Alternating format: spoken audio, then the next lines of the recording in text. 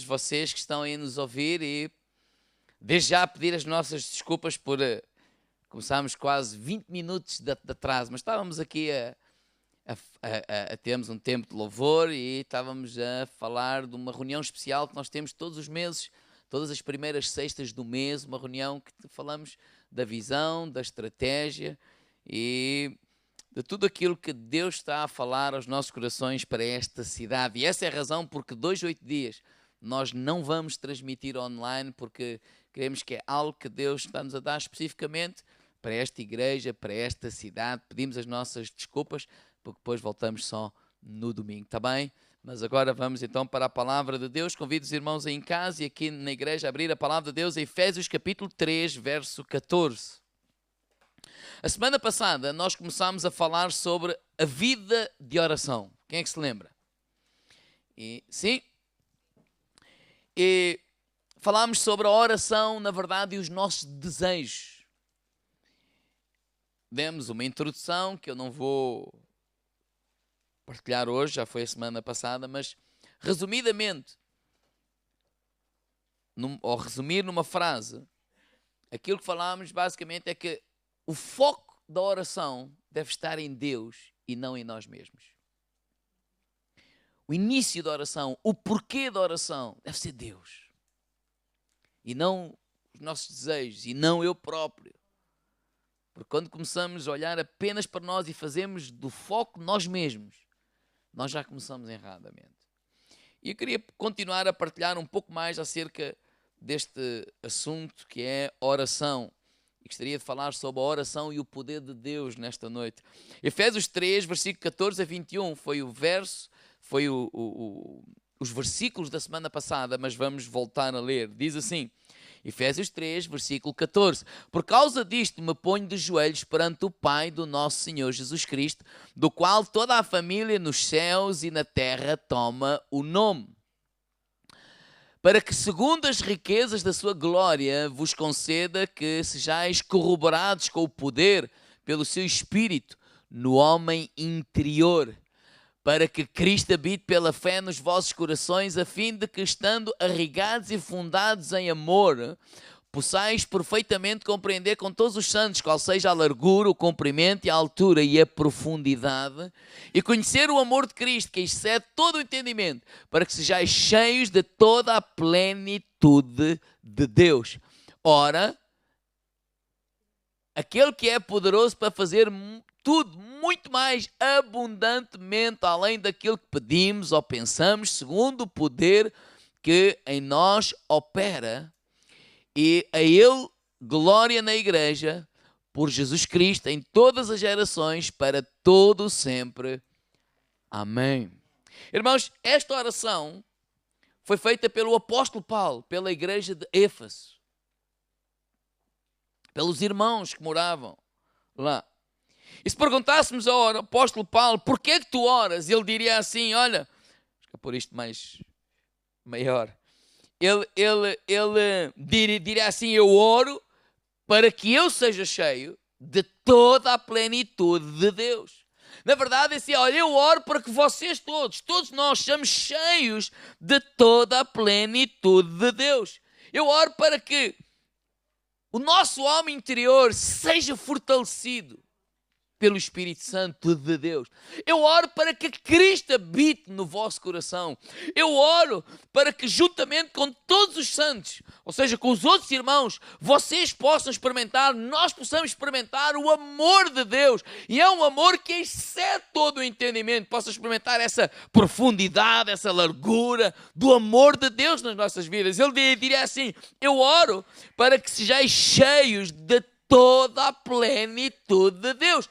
E se perguntasse assim, e porquê que tu oras? Bem, versículo 20, o apóstolo Paulo ele diz, porquê é que nós oramos? Ora, aquele que é poderoso para fazer tudo, muito mais abundantemente, além daquilo que pedimos ou pensamos, segundo o poder que em nós opera. Ele está a dizer assim, eu oro porquê? Porque eu creio que Deus, quem? Deus, quem? Deus, Ele é poderoso para fazer infinitamente mais, muito mais, abundantemente mais na tua vida e na minha vida, aquilo do que nós pedimos, pensamos ou possamos até imaginar. Então Paulo ora para que ele seja cheio da plenitude de Deus. Ele ora para que todos nós sejamos cheios de toda a plenitude de Deus. E ele acredita que Deus é infinitamente mais poderoso para fazer tudo aquilo que nós estamos a necessitar. Então, quando nós falamos que Deus é poderoso, a oração é esta atitude de clamarmos, de pedirmos, que nos coloca diante deste infinitamente mais, deste abundantemente mais, que vai para além daquilo que pedimos, ou pensamos, ou sequer imaginamos. A oração abre como que uma janela para as infinitas possibilidades para quem ora.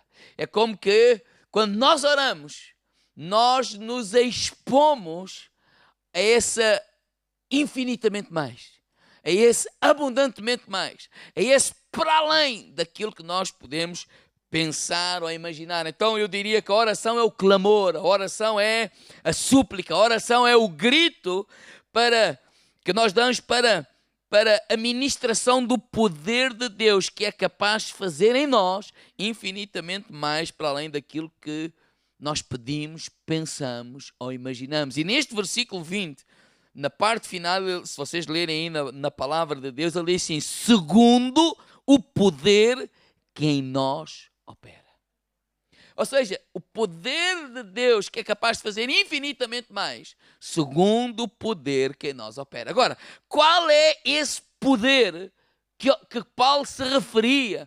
Esse poder que opera em nós, que tipo de poder que o apóstolo Paulo está-se a referir nesta parte final do versículo 20? Efésios capítulo 1, versículo 18 e 19. Vocês podem ler aí na vossa Bíblia, ou se quiserem olhar para a frente. Quando ele ora, faz outra oração pelos Efésios, ele diz assim, que ilumine o vosso entendimento para poderem descobrir a grande esperança que o seu chamamento nos traz, a riqueza maravilhosa da herança dos seus escolhidos.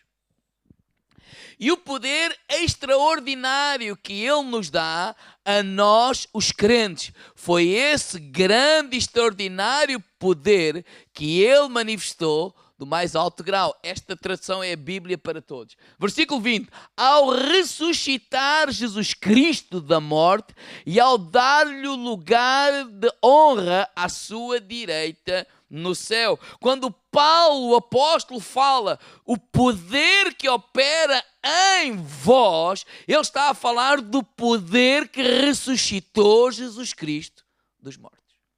Ele está a dizer assim, o poder que ressuscitou Jesus Cristo dos mortos, ele vai operar em vós, ele é infinitamente mais e nos vai levar abundantemente mais para além daquilo que nós pedimos, pensamos ou sequer imaginamos. Quando eu penso no poder da ressurreição, isto leva-nos a pensar naquilo que aconteceu. Por exemplo, ainda há pouco tempo passámos a Páscoa, falámos da sexta-feira, do sábado e do domingo. A sexta-feira da paixão, o que é? É o dia da morte de Jesus. Sexta-feira é o quê? É o dia que Jesus Cristo é morto. Quem o matou? A humanidade. E será que nós podemos matar Deus? Claro que sim.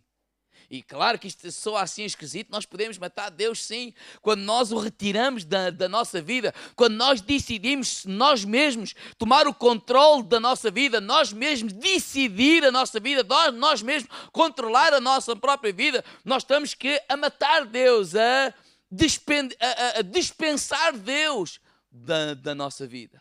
E o que é que veio a seguir à sexta-feira? O sábado. Sábado fala de quê? Fala, é o dia de trevas, é o dia da escuridão, foi isso que vimos, não é? Sábado é aquele dia em que o mal tem a última palavra. Sábado é o dia em que o mal triunfa e é o dia em que aqueles que seguiam a Jesus, o que é que eles fizeram? Esconderam-se. O mal tem a última palavra e aqueles que seguem a Jesus, o que é que aconteceu? Eles esconderam-se, eles perderam a esperança, eles perderam os seus sonhos. Mas a seguir ao sábado, o que é que vem? O domingo. Domingo é o dia da ressurreição. É o dia de quê, irmãos? Da ressurreição. Ou seja, o poder que ressuscitou Jesus Cristo. Ele dá-nos de nova autoridade e o direito de vencer o mal.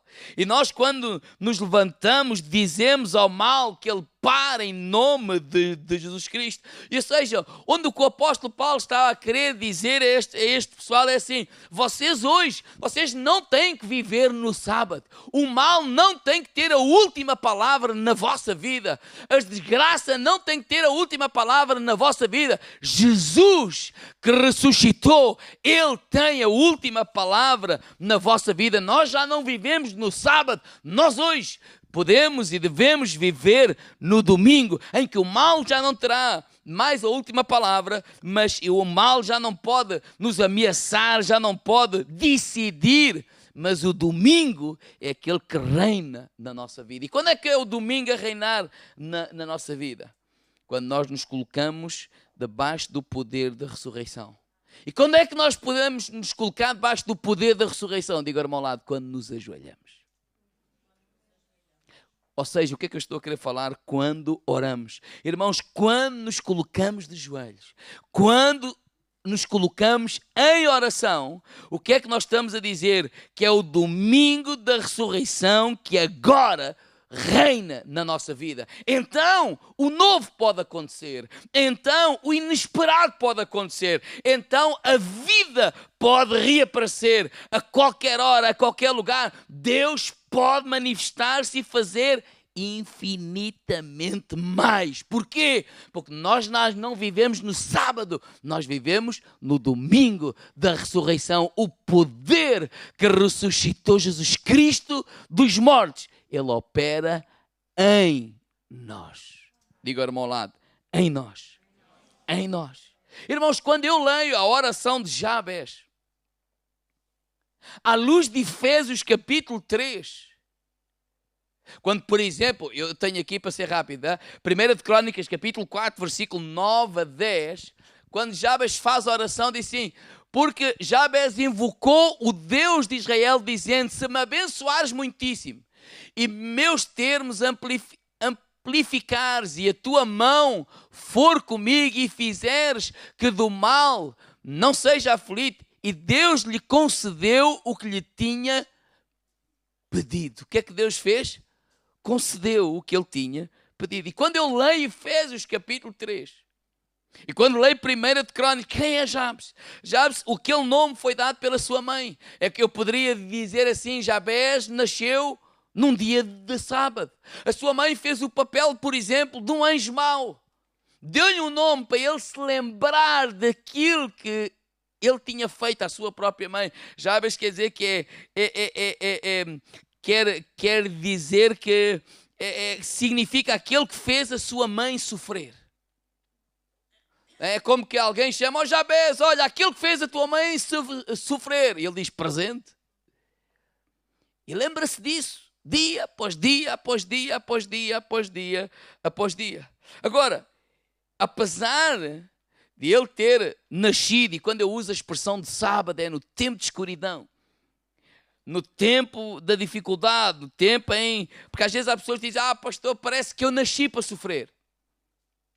Então a primeira coisa que eu te quero dizer nesta noite é: a tua história ainda não terminou. Diga lá, irmão, lá, a tua história ainda não terminou. A tua história ainda não terminou. A tua história ainda não terminou. Nós ainda estamos a escrever a nossa história. Não importa o nome que te deram. Não importa os apelidos que te deram. Não importa os estigmas que foram colocados sobre ti. Não importa a maldição ou a maldade. Nada disso é importante. O que é importante é que tudo isso foi feito no sábado, mas agora é domingo. Todas essas afirmações, todos esses acontecimentos, no domingo nós nos colocamos de joelhos e diz: Deus, muda a minha história. Deus, muda aquilo que está a acontecer. Deus, eu creio que Tu és infinitamente mais poderoso, capaz de fazer na minha vida muito mais daquilo que eu estou a pedir, a pensar ou a sequer imaginar. Eu me coloco de joelhos debaixo da influência do poder, com o mesmo poder que ressuscitou Jesus Cristo, que opera na minha vida e que mude a história da minha vida.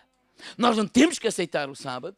Tu não tens que aceitar a maldição. Já a vez pode dizer assim, olha, a minha mãe pode me ter dado este nome, mas Deus deu-me outro nome. E aquilo que vai permanecer não é aquilo que a minha mãe me deu, mas é aquilo que Deus diz de mim.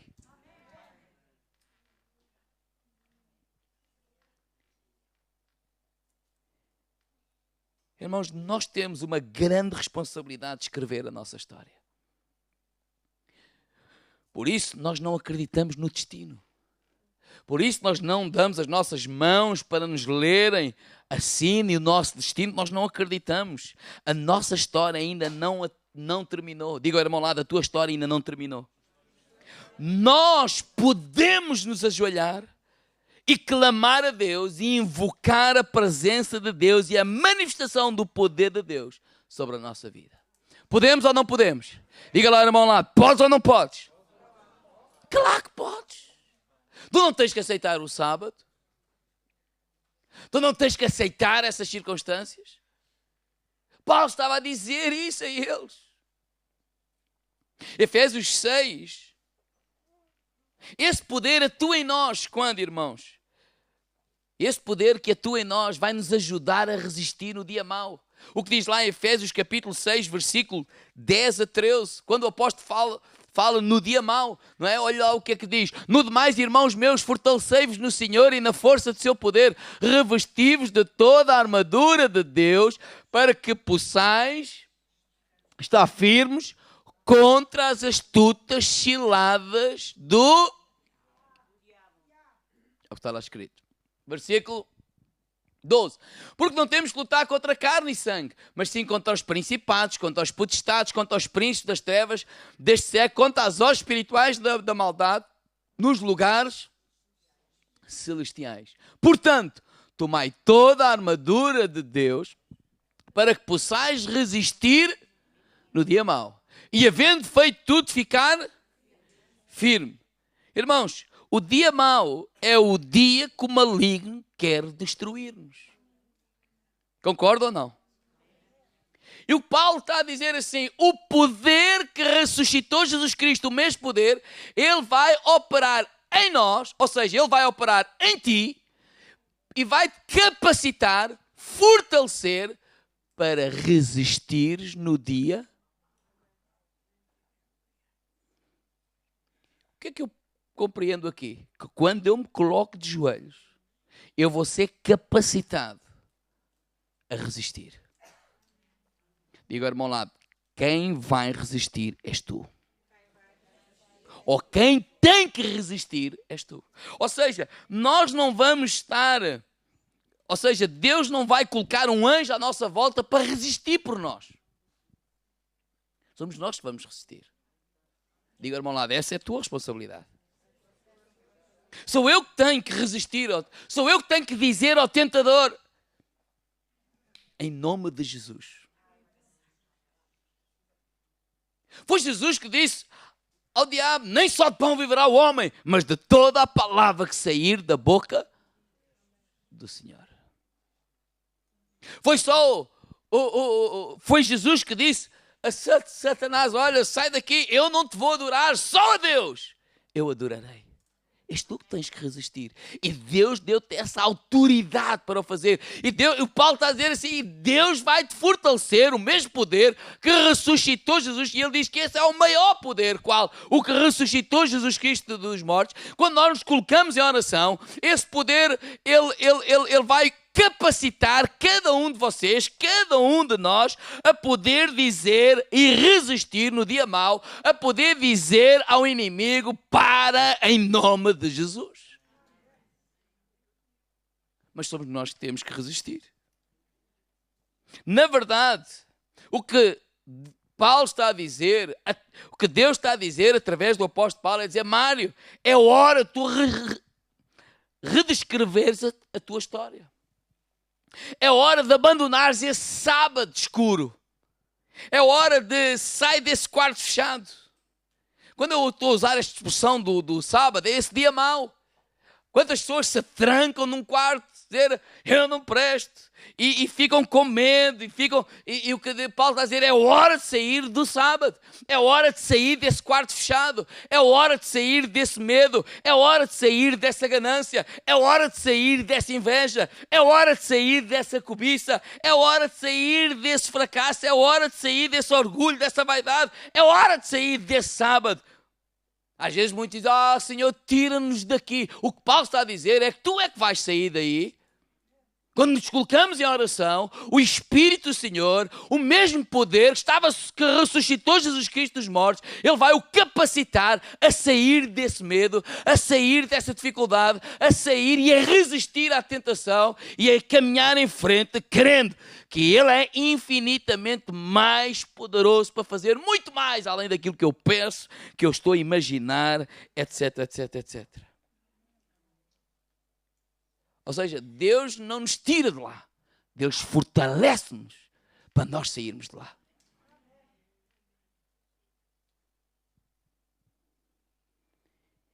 É como que Deus diz assim, quer sair daí? Eu digo assim, Senhor, eu quero. Derrama sobre mim o teu poder, Senhor. E o poder que ressuscitou Jesus Cristo dos mortos. Ele me vai capacitar a eu caminhar em frente, capacitar a dar mais um passo, capacitar a caminhar, capacitar a seguir em frente, capacitar, porque Ele vai te fortalecer, Ele está em ti. A responsabilidade é nossa.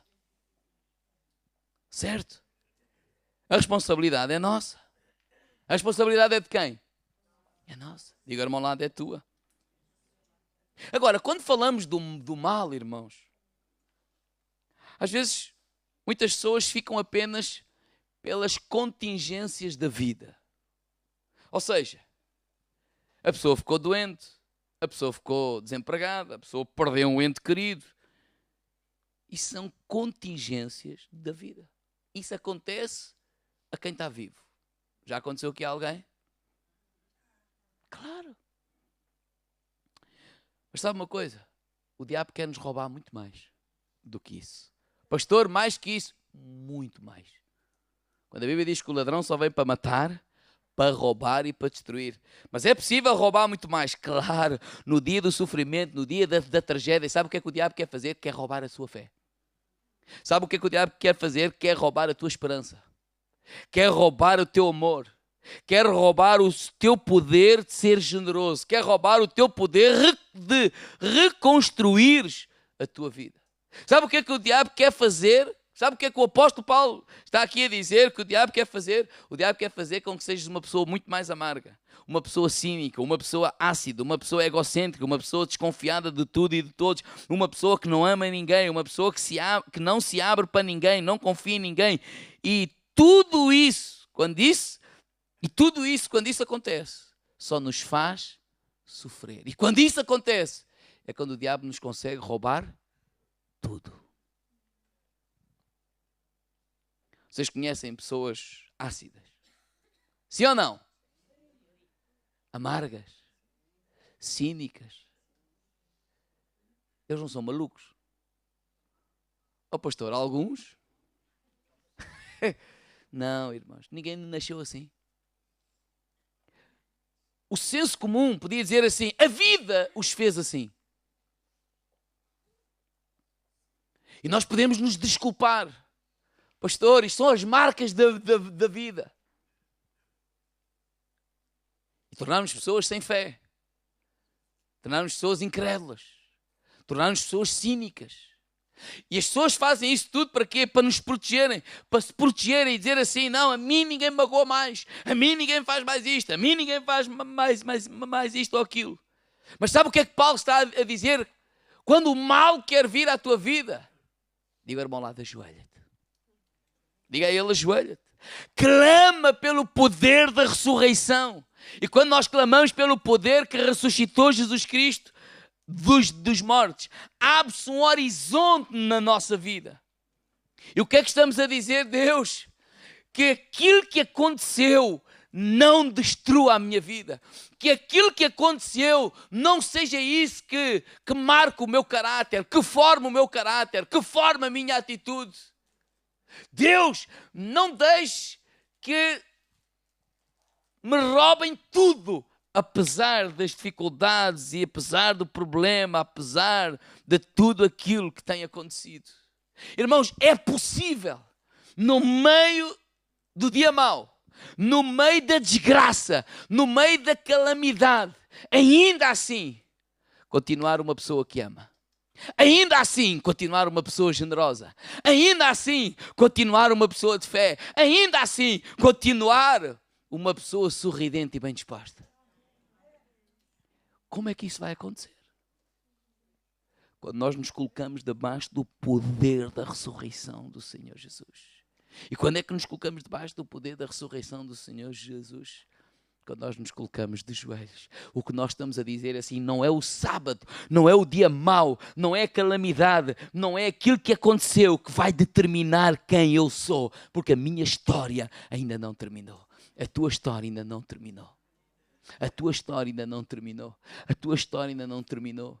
Por isso é que nós conhecemos pessoas que aconteceram montes de coisas. E aconteceu, e às vezes quando sabemos a história dele, como é que é possível ele ainda assim continuar ou conseguir ter um sorriso? Como é que é possível ele ainda assim continuar a confiar em pessoas? Como é que é possível? É possível quando nós nos colocamos debaixo do poder da ressurreição de Jesus. E Ele é infinitamente mais poderoso para fazer muito mais além daquilo que eu estou a pensar ou a imaginar ou sequer idealizo para a minha própria vida. Deus é poderoso. E quando eu me coloco em oração, há infinitas possibilidades. Eu diria assim, tudo pode acontecer. Eu não sei o que é que vai acontecer, mas tudo pode acontecer. Porque Ele é infinitamente mais. Diga, irmão lá, Deus é poderoso. Deus é poderoso. Irmãos, existe uma diferença. Deixa-me cá ver as horas. As horas. Eu só estou a pregar 30 minutos para comecei, foi tarde. Existe uma diferença entre viver à luz desse poder, que pode fazer infinitamente mais além de tudo o que pedimos ou pensamos, e viver à luz de uma obsessão. Há um pastor, o Ed Renekiewicz, ele diz assim, a oração não é o caminho de conquista das nossas obsessões.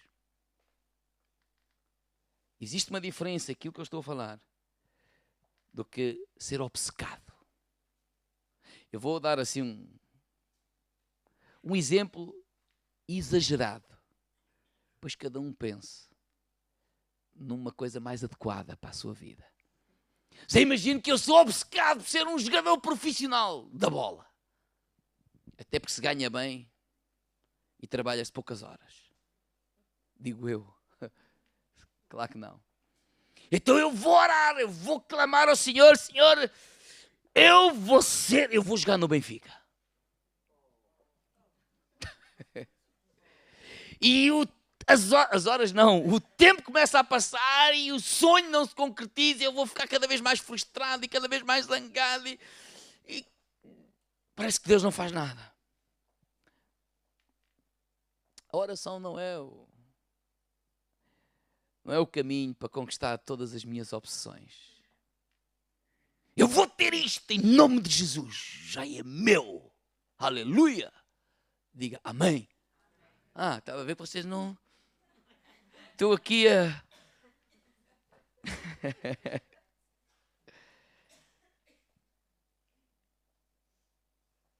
Deus disse, ó Mário sou eu. Não queres entregar isso para mim? Não queres entregar isso, tudo isso a mim? Não queres entregar esse teu desejo, essa tua opção a mim? Você imagina Deus a dizer-me assim, ó Mário, olha que eu daqui de cima vejo um bocadinho mais do que tu. E olha que aquilo que eu tenho projetado para a tua vida é infinitamente mais do que aquilo que tu possas até imaginar, pensar ou até pedir. Tu nem vais pedir porque tu nem imaginas o que é. Queres-me entregar isso? E eu voltar-me para Deus e dizer assim, Senhor, eu te entrego esse desejo. Esse desejo que às vezes me tem frustrado tanto. Será que não há às vezes desejo que nos traz frustração? Fazemos desse desejo uma obsessão na nossa vida. Como que eu só vou ser feliz se isto acontecer. Ninguém se manifesta. Não quer perguntar se está aqui alguém que se identifica com isso. E dizer que se isto não... E o tempo passa e isso não acontece e a gente fica frustrados, infelizes, amargurados, duvidosos.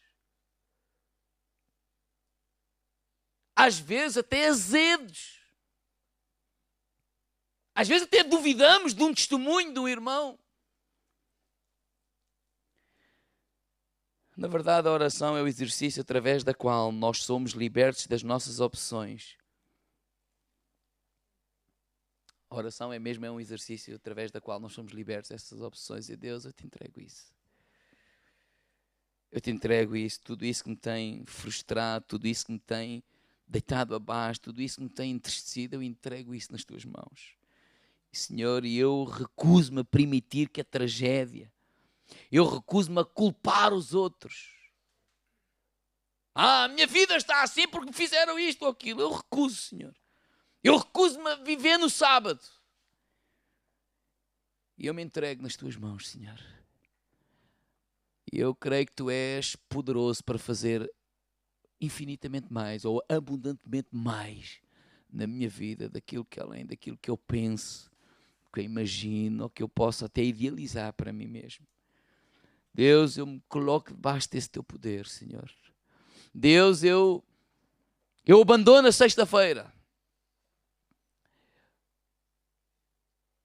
A sexta-feira é quando matamos Deus. Ou seja, Deus, eu abandono esta ideia de querer ser eu a dirigir a minha vida. E retirar-te para fora da minha vida. Eu me arrependo. Deus, eu também não quero viver no sábado. Aquilo que aconteceu não tem que determinar o meu futuro. Ou seja, o meu passado não tem que determinar o meu futuro.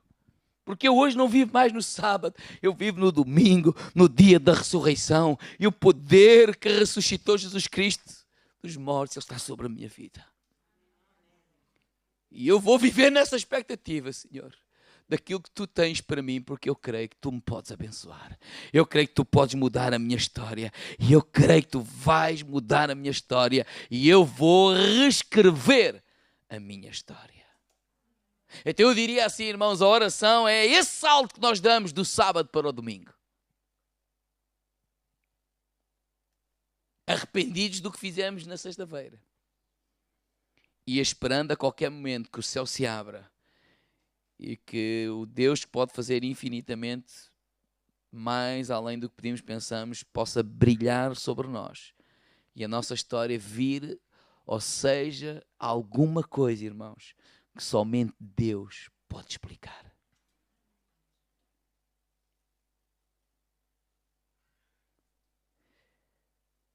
E é isso que eu gostaria de convidar nesta noite, a darmos esse salto do sábado para o domingo.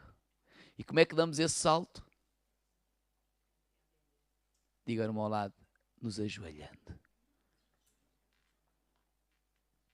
Ou seja, damos esse salto quando nós dizemos, Deus, eu me coloco debaixo do Teu poder. Irmãos, quando eu estou a convidar a vir à sexta-feira, é muito mais do que querer mais gente neste lugar. Porque se for só isso, irmãos, isso pode ser, vou-lhe ser sincero, isso pode ser momentâneo. Pode ser uma fase. Olha, uma fase, o pessoal está animado e vem mais gente. E tudo o que é uma fase, diga-me ao lado, passa. Porque se passar o ânimo, passa a fase. Passa a novidade. Passa o tempo da graça, passa tudo. Quando eu estou-vos a convidar para vir, para se juntar a mim, como comunidade, não só orar pelos vossos assuntos, mas como comunidade, orar por ser Deus. Nós não queremos viver nesta igreja no dia de sábado. Nós queremos viver debaixo do poder da ressurreição do Senhor Jesus. E sabemos que tu podes reescrever a história desta igreja. E fazer alguma coisa que só tu podes fazer. Que não tem a ver com uma fase. Não tem a ver com nenhum pastor. Não tem a ver com nenhum homem. Não tem a ver com nada. Tem a ver com Deus. E dizer, Deus, eu quero dar esse salto. E como é que se dá esse salto? Digo, irmão ao lado, ajoelhando-nos.